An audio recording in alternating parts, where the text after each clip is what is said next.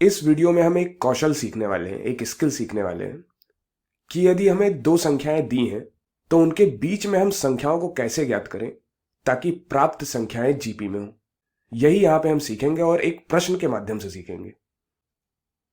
तो यहां पे प्रश्न है, ऐसी दो संख्याएं ज्ञात कीजिए जिनको 3 तथा 81 के बीच रखने पर प्राप्त अनुक्रम एक जीपी बन जाए, एक गुणोत्तर श्रेणी बन जाए, ज्योमेट्रिक प्रोग्रेशन बन जाए।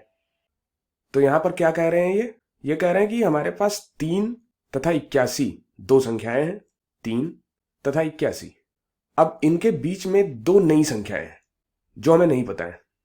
तो इन दो संख्याओं को ज्ञात करना है ताकि ये प्राप्त संख्याएं जीपी में हो। क्या आप इसको हल करना चाहते हैं? एक बार कोशिश करिए। तो चलिए इसको मिलकर हल करते हैं। तो इस प्रश्न को हल करने के लिए हम उन जानकारियों का इस्तेमाल करते हैं जो हमें जीपी के बारे में पता है।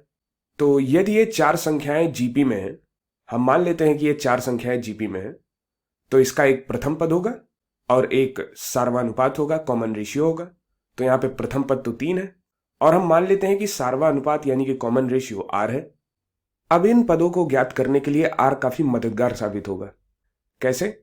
जब हम प्रथम पद में r का गुणा करेंगे तो हमें अगला पद मिल जाएगा, तथा इसमें जब हम r का गुणा करेंगे तो हमें उससे अगला पद मिल जाएगा, अर्थात तीसरा पद मिल जाएगा। और जब हम तीसरे पद में r का गुणा करेंगे तो हमें चौथा पद मिल जाएगा जो कि 81 है। अब कुछ समय के लिए इन प्रश्न चिन्हों को भूल जाइए और सोचिए कि 3 से 81 तक पहुंचने के लिए हमने क्या किया है। तो यहां से हमने एक बार r का गुणा किया है, फिर 2 बार r का गुणा किया है, फिर 3 बार r का गुणा किया है। मतलब 3 से 81 तक पहुंचने के लिए हमने 3 में r का गुणा 3 बार किया है। इसका मतलब 3 में हमने r क्यूब का गुणा किया है, तब हमें 81 मिला है। तो चलो इसको लिख लेते हैं कि 81 असल में ये बराबर है 3 गुणे r क्यूब के। अब ये समीकरण काफी प्रभावशाली है, ये हमें r का मान देगी। तो यहां से क्या होगा, r क्यूब बराबर हो जाएगा 81/3। तो r क्यूब ये बराबर हो जाएगा 27 के। तो 27 का घनमूल क्या होता है? 27 का घनमूल 3 होता है। तो यहां से हमें मिल जाएगा r बराबर 3। अब हमें r का मान मिल गया है। अब हम इसका इस्तेमाल इन प्रश्न चिन्हों को ज्ञात करने के लिए कर सकते हैं। तो चलो इन प्रश्न चिन्हों को ज्ञात करते हैं। तो चलो 3 को 3 से गुणा करते हैं तो ये हमें अगला पद देगा जो कि है 9, और 9 को 3 से गुणा करते हैं तो ये हमें अगला पद देगा जो कि होगा 27। तो यहां पे हमें 3 तथा 81 के बीच में ये दो संख्याएं जो कि 9 और 27 हैं, ये हमें मिल गई हैं, जिससे कि ये चार संख्याएं जीपी में हैं, गुणोत्तर श्रेणी में हैं। अब यहां ना तो ज्यादा वेरिएबल्स हैं, ना ही बहुत समीकरण बन रहा है। तो ये तरीका मुझे काफी अच्छा लगता है। इस तरीके से सामान्य समझ से हम प्रश्न को हल कर सकते हैं।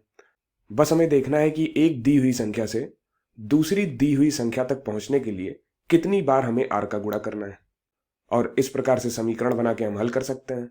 एक बार r का मान आ गया, उसके बाद हमें संख्याएं पता चल जाएंगी। तो आइए इसी तरह के एक और प्रश्न को करते हैं।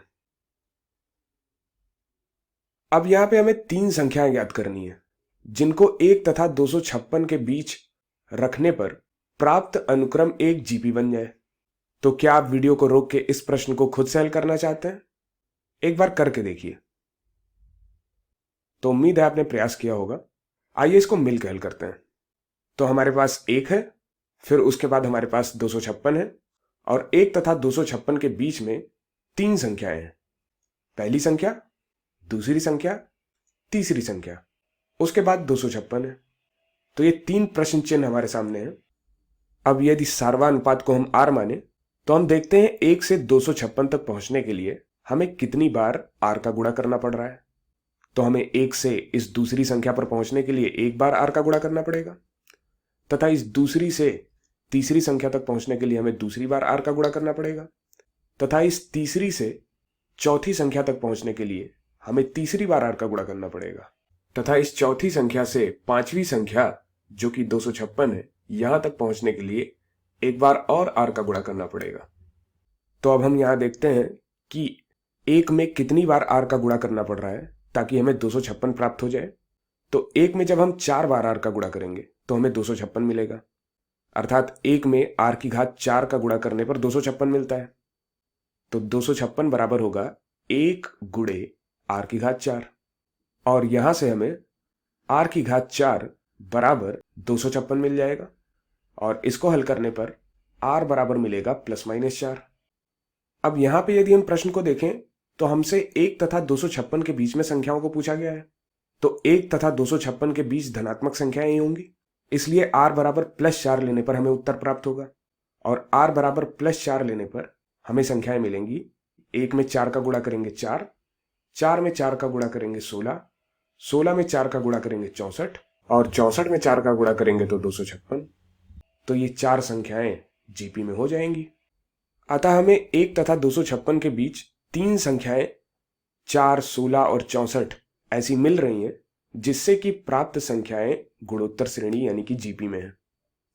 अब यदि हम r बराबर -4 लेते तो -4 लेने पे क्या होता, 1 में -4 का गुणा -4, -4 में -4 का गुणा 16 और 16 में -4 का गुणा -64, -64 में -4 का गुणा करेंगे तो 256 मिलेगा।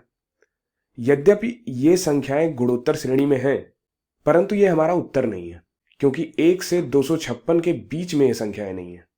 मतलब -4, 16 और -64 ये 1 से 256 के बीच में नहीं है, इसलिए हमारा उत्तर नहीं है।